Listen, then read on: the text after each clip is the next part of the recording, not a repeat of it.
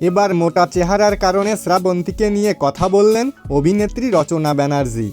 সম্প্রতি একটি অনুষ্ঠানে গিয়ে পারফরমেন্স করেছেন শ্রাবন্তী।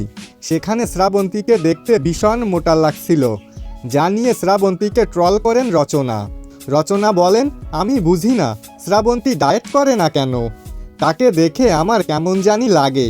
এরপর তিনি বলেন, এই তো কিছুদিন আগে শ্রাবন্তী একটি অনুষ্ঠানে পারফরমেন্স করতে গিয়ে এমন কেউ নেই যে ওকে নিয়ে হাসেনি।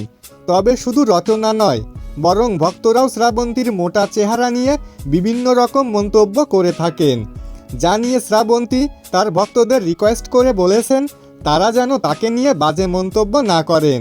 শ্রাবন্তী বলেন, আপনারা যেটা করে আনন্দ পান সেটা আমার এবং আমার পরিবারের ওপর অনেক বড় প্রভাব ফেলে। তারা অনেক বেশি কষ্ট পায় আমাকে করা বাজে মন্তব্য শুনে। তাই রিকোয়েস্ট করব, আপনারা কারণে অকারণে আমাকে নিয়ে বাজে মন্তব্য করবেন না। তো বন্ধুরা, শ্রাবন্তীকে নিয়ে এমন মন্তব্য করে রচনা ঠিক করেছেন নাকি ভুল, সেটা অবশ্যই কমেন্ট করে জানাতে ভুলবেন না।